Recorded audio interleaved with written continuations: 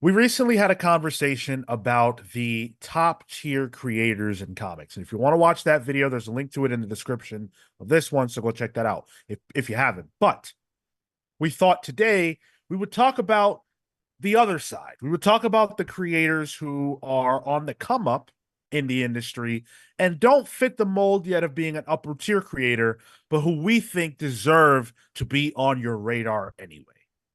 This includes people currently working at the big two, but I think we're mostly looking at people who don't. So, first of all, I want to set the criteria. So, in my mind, when I'm thinking about this, I'm thinking about people who haven't done an event, who haven't done a major, book yet. Like I would say, like for example, Dennis Camp is already disqualified. He would not be in this conversation because he's writing Ultimates. That's a pretty major title. Yeah. Okay. Yeah. I can go right off the bat. I actually want to pick someone who's a writer-artist combo, um, Oh. who I've really enjoyed his work pretty much across the board, and that's Michael Walsh. Michael Walsh, writer-artist of Silver Coin, uh, with some other writers also in Silver Coin as well, but Walsh also wrote some of it.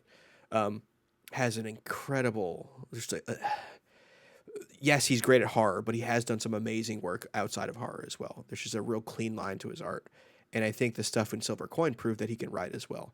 He did do some stuff at Marvel with Secret Avengers when Alice Cott was on it. Hmm. Um, but we're talking 6 years ago or something like that. So nothing really recent.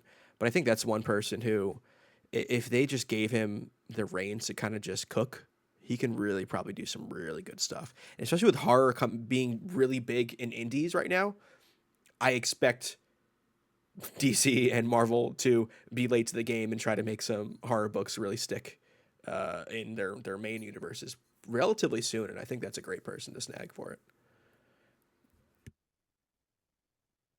I think a name that's sort of circling, well, for a lack of a better phrase, circling the drain that keeps coming to me is Dan Waters. I think he's had a lot of partnerships and a lot of really good, mini series and bits and pieces here and there. And I know he's doing the 15th Doctor stuff with Titan, the Doctor Who title. Um, but I think he's really on his way, but he hasn't had that one thing that's really nailed his voice. He did Lucifer for DC that everyone really enjoyed, right? That was the Oh, I Sandman don't universe know one. about that. I know he's going to be the next writer of Nightwing, which Nightwing. is Yep. Yeah. pretty big. But yeah, that's a good name. You know what? I really love this series. It was a smash hit, and I know that now the big two have to be looking at this guy. It's Patrick Horvath, who did Beneath the Trees, Where Nobody Sees. He was the writer Yeah. artist Oh, behind that. sure. Yeah. That was a great book, and I gotta figure that someone is like he's got to have a next move that's going to be big. Dude, that was the book that all the writers were talking about on Twitter. You know what I mean? Mhm. Like Yeah. that is a comic book creator's comic book. When and it was all the buzz at what it was Comic-Con last year too. Yep. You That guys were was the hearing, book. yeah, you guys were hearing whispers of that before it ever came out. Yeah, yeah. Um, that would be one for me. Although I guess like when it comes to some of the creators that are currently working outside the big two, and I would consider him among them, I think he's super talented. I don't know if I've seen enough to be able to say his sensibilities lend themselves to the big two. He's Mhm. one big image book away from being like, yeah, that's the guy. Yeah. I just wonder like what book would I even want to see him on? It screams And I think it'd Vertigo be it'd guy, be you know? sorry? It screams like a Vertigo or a Black Label book to me. Hmm. I could see him on a Victor Zaz Black Label book. Okay, world's biggest Victor Zaz fan. Hey, No, that's no, not Oh me. wait, no, that's that's Cale. me. Yeah. I just thought it made sense. And for your picks too, like who would you like what book would you think that would suit their sensibilities? Here's one that I think, not talking about Michael Walsh, but I think that is probably one of the biggest names in comics who is not really drawn for the big two or written, and that's Danny Warren Johnson. What? He did Beta Ray Bill, but I'm thinking of like, imagine a Marvel event drawn by DWJ, and I don't think I don't. It's not gonna happen.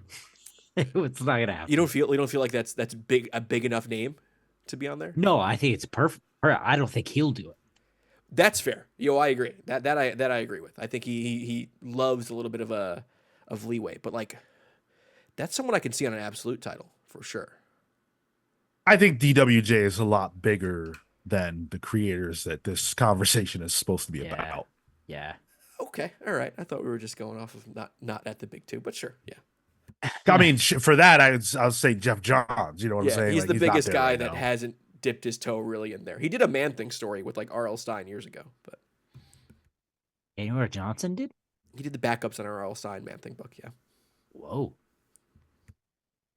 I mean, Dan Waters is supposed to do Nightwing, so I don't know. Hopefully, that's his big one.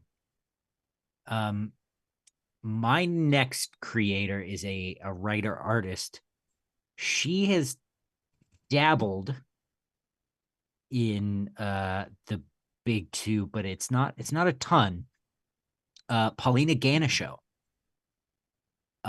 She just did Powerpuff Girls. It did the art with Kelly Thompson and is transitioning into writing it as well. She's done stuff on and off with the big two, and I think she's just released her own graphic novel. I think it's called Lemon Bird Can Help.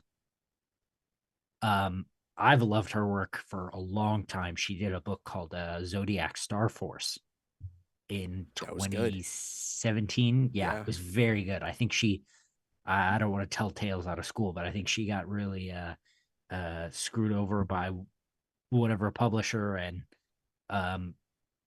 got a bad comics taste, and then slowly had to come back. But I think if they wanted to push her in the same way they pushed like Gabriel Piccolo on those sort of YA titles, I think she would be a great up and comer. I just did a quick lookup for her because I could have sworn I saw her on one of those YA titles, but I can't find any. So like it just fits. Yeah. Yeah. This guy that I want to mention, I don't know. He's a fairly well-known name, but if you read only Big Two, you probably don't know who he is because I don't know if he's done anything there. Martin Simmons. Like, I could see him on a bomb Batman book. Yeah, like Detective Comics specifically. Martin Simmons. Or a Black Labels, type thing. Cale, the artist of Department of Truth. Yeah. Oh, okay. Yeah. Martin Simmons is a very specific artist. It would need to be a tailored to him type of book for sure. Like that guy's not drawing Avengers. Do you guys remember? Where do I want to see that? What, you want to see Avengers drawn by Martin Simmons? No, I don't. I don't want to see it. Although it does remind me of that one time there was that one issue of Hickman's New Avengers that was about Doctor Strange, and it had a very Martin Simmons. Oh, what was his name? Who was that? Oh, he's gone right now. Okay, hold on. I'll figure this out. He's gone? No. Like, he hasn't been in comics in a while. Oh, okay. I was like, oh, no. He did a mini series for Winter Soldier, too. I'm looking this up. Yeah, what were you going to say? Yeah. There was I can't, it's probably obscure now, but there was a mini series about a character that like he had like a sort of a false, like a false face mask, and he had sort of a doll like look about him, Simon maybe or something. I genuinely can't remember. I was around, I want to say 2007 to like 2010. And it was very much in like a Martin Simmons style. I wish he was like a Batman spinoff character, and I for the life of me, I can't remember what he looks like. Yeah, But he'd be good if we could figure out what he is. Tyler, you got anything over there? I was still looking up the artist, and I'm totally drawing a blank on it, but I know who you're talking about. Yes, another name who I think is when I think of her work, I think more of her work at Boom with Grimm. I know Stephanie Phillips is a name I think of, who has worked with some of the big two stuff, more of the lower. Sorry, she's writing Phoenix right now, so I know. Phoenix and Spider Gwen. Yes, yeah, Spider Gwen, and there's an addendum there, subtitle. But like her stuff with Grimm is phenomenal. Grimm is probably in my top 5 favorite books being currently published, and it's just a really good character piece. Like she plays with these out of time characters, kind of all coming together on a personal level. With some real mystical stuff. I really like Grimm, and I would really like to see what she can do at the big two. I'm enjoying the Phoenix so far. I know Sean wasn't too hot on it, wasn't too fired up about it, but I would like to see her on like a team book, actually, like more of an ensemble piece. And I know Phoenix is kind of gearing up to almost be something similar to that, but I think she works well with a good group. Simon Dark was that title by Steve Niles. Oh, okay. Is that a big 2 book? It was a mini series. Is that also known as a one shot? What does that mean? No, well, it was like 4 issues, and like never heard from again. The last name that I wanted to throw out there is someone who I think DC is definitely paying attention to, but really, has played in very small spaces. And that's Nicole Maines. Yeah. I really wanted to say Natalie Maines, but Nicole Maines.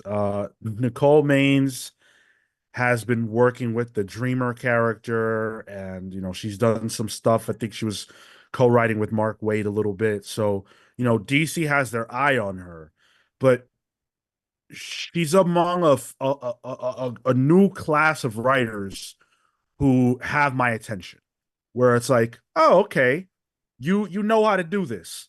You know how to tell these stories in a way that's intriguing and compelling. She did she was a part of the Superman, the John Kent one shot that they did for Absolute Power. She was one of the writers behind that, and I thought that was excellent. So now when I see her name on a book, I'm going to be more inclined to pick that up, and hopefully that tells DC something. Yeah, I know they have her on a lot of the panels for conventions lately. So I Yeah. think they're definitely gearing up for something big for her. Yeah. Mark Waid loves her, apparently. So Good. We'll leave the rest to you guys. Let us know in the comments if there are creators who we missed, who we should be thinking about, who maybe aren't on our radar. We certainly don't read everything. So it'd be fantastic to get some recommendations for our own purposes. So drop those in the comment section. Leave us a like before you cut out of here. Subscribe to the channel if you're not. Thanks for watching. We'll see you in the next one.